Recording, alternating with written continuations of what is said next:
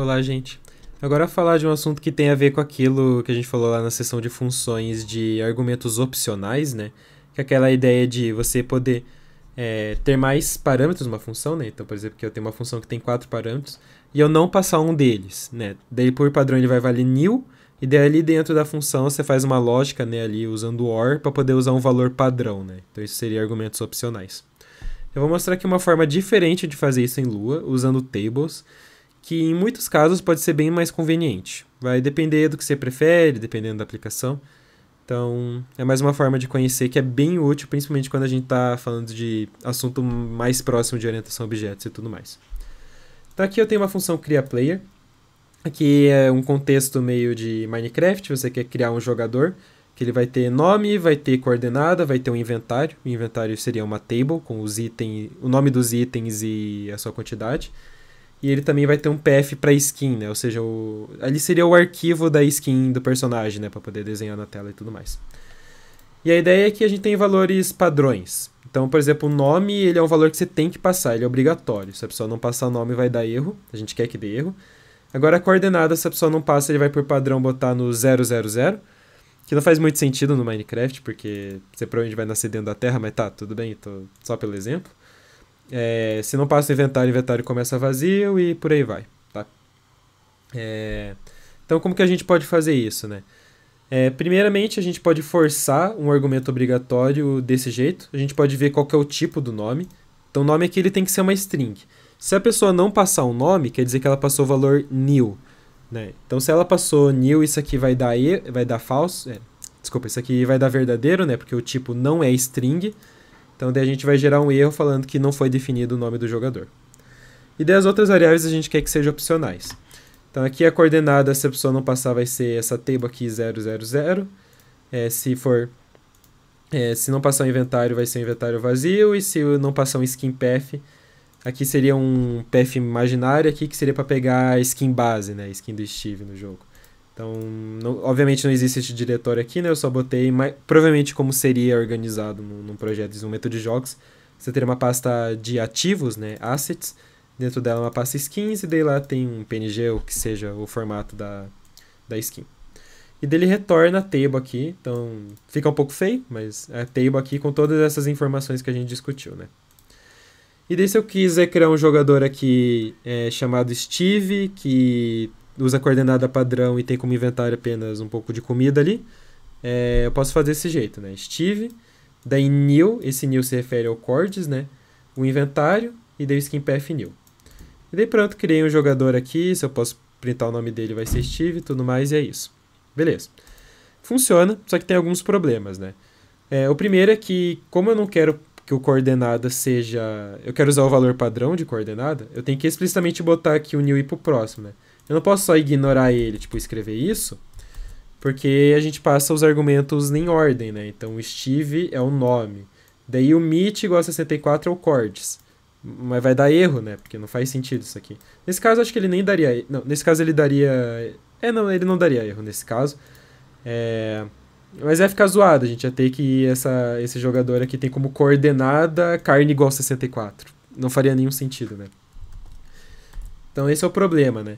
E essa abordagem ela é boa quando os argumentos opcionais estão só no final.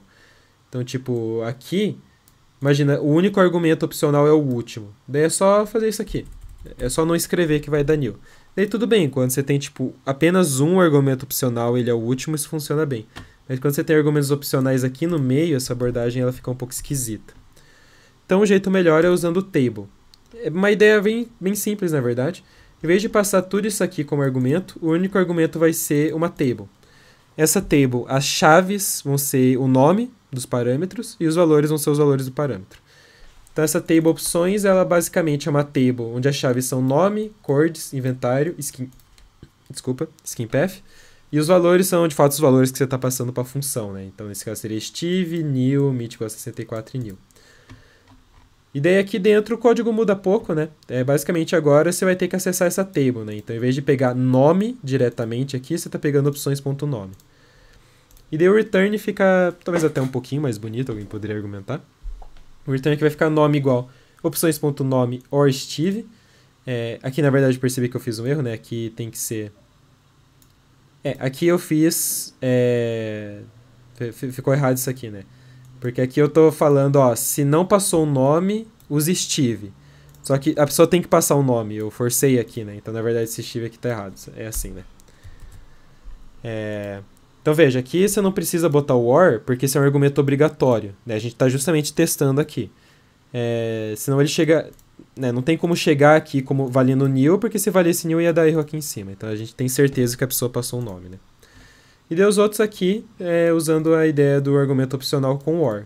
Então, como a gente já viu antes, a gente só está botando direto aqui na table, né? E daí ele retorna essa table.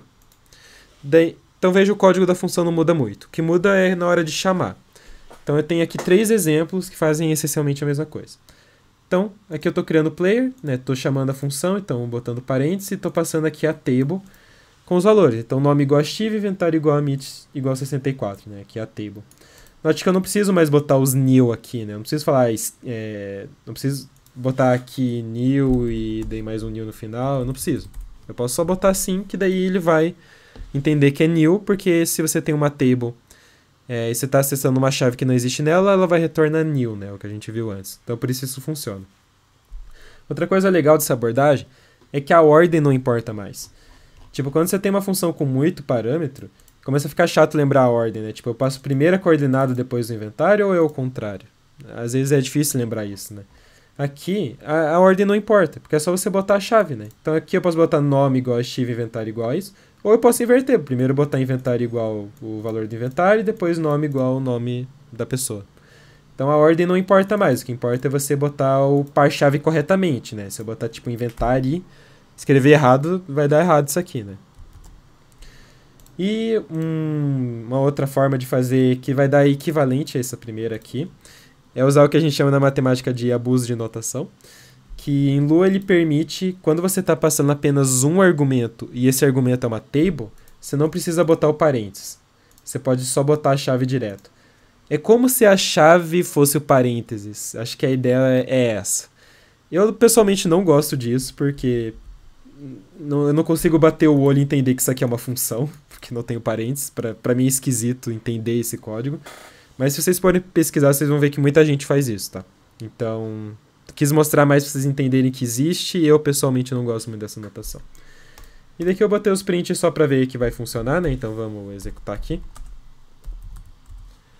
Então aqui, esse primeiro print aqui, né, do player.nome, né, Steve. Aqui o player 1 skin path. Note que a gente nunca definiu aqui, mas tudo bem, ele entendeu que era esse aqui por padrão. O nome do segundo, né, por mais que eu troquei a ordem, ele entendeu que o nome é Alex, né, então beleza, consegui mudar a ordem sem problema. E aqui o inventário do player é uma table, né, então só para mostrar que era uma table. Então essa é uma forma muito mais interessante de fazer argumentos opcionais, bem útil principalmente quando você tem muito parâmetro. E esqueci de explicar, mas o nome disso é parâmetros nomeados. Então por isso que eu chamei assim o código, só explicando o nome, né?